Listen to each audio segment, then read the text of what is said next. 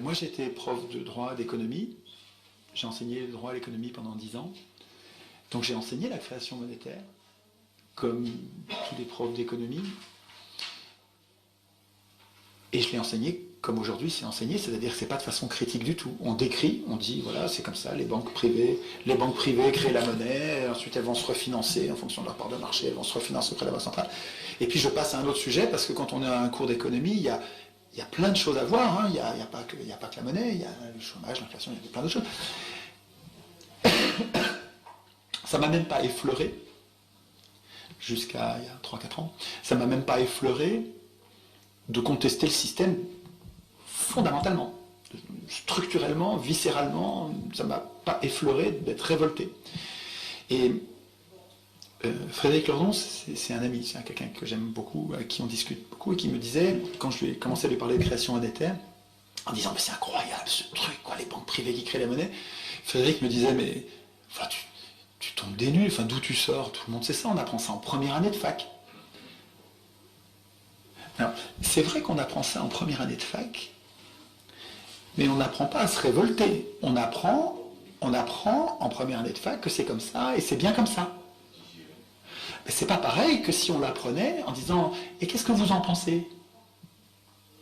Parce que quand vous voyez comment ça marche la création monétaire, mais il y a de quoi descendre dans la rue et foutre le bordel, un bordel noir. Enfin, c'est incroyable. Le cas caricatural, c'est les Américains. Les Américains, avant 1913, ils avaient une banque centrale, mais qui était encore sous contrôle des citoyens, plus ou moins. Et puis ils n'avaient pas d'impôt sur le revenu. Ils n'avaient pas d'impôt sur le revenu. La même année, 1913, alors vous voyez, ils peuvent marquer cet anniversaire d'une pierre noire. La même année, les banquiers privés, 5 banquiers, ont réussi avec des manœuvres qui sont...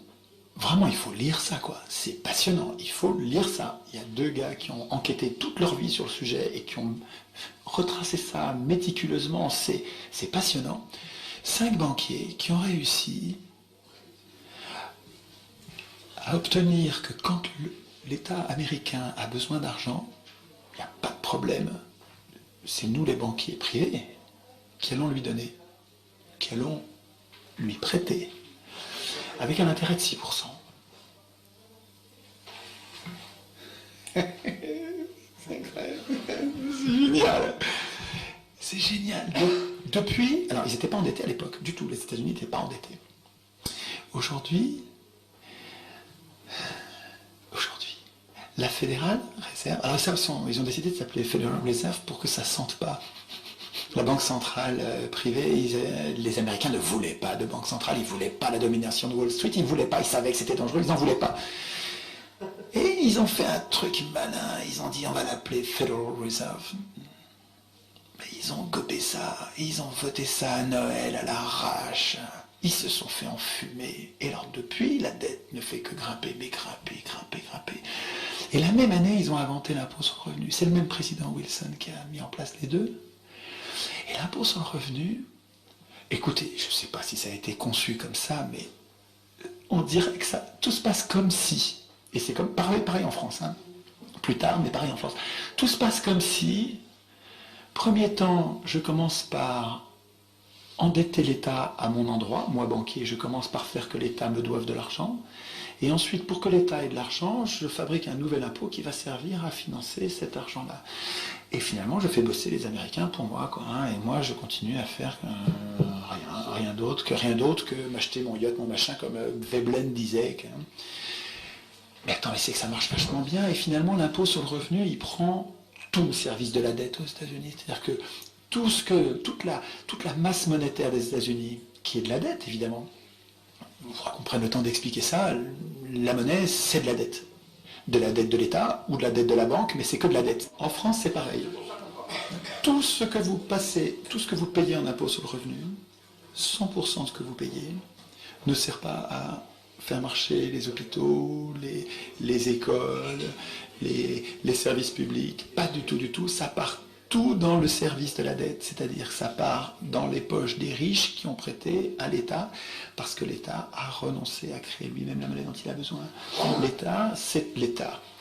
Nous, en fait, nos représentants, en fait, des félons, des traîtres ont obligé l'État, nous ont obligés à nous endetter auprès d'acteurs privés, donc des gens qui, par définition, ont de l'argent. S'ils peuvent nous prêter, c'est qu'ils ont de l'argent. À nous endetter auprès de ces gens-là, en leur payant un intérêt. Et cet intérêt, alors il a grandi depuis 1973. Et si vous regardez les déficits, alors les déficits de chaque année, ils sont égaux au service de la dette. C'est-à-dire que s'il n'y avait pas la dette, on serait resté à peu près, grosso modo, on serait resté à peu près à l'équilibre, à peu près. C'est-à-dire qu'en fait, le déséquilibre, c'est la formation de la dette et le service de la dette, pas le remboursement. C'est inaccessible le remboursement, ça fait trop d'argent. Le service de la dette, juste les intérêts, l'État le prend par l'impôt sur le revenu et le donne aux riches. Mais c'est incroyable qu'on accepte un système pareil. C'est juste incroyable qu'on accepte C'est incroyable qu'on appelle représentants des gens qui sont capables de nous trahir au dernier degré comme ça. Quand vous faites les milliards et que vous regardez ce qui nous manque pour la Sécu, vous regardez ce qui nous manque pour la retraite, vous regardez ce qui nous manque pour EDF, GDF, tous les services publics, mais attendez, mais vous avez tout ce qu'il faut. Vous avez tout ce qu'il faut.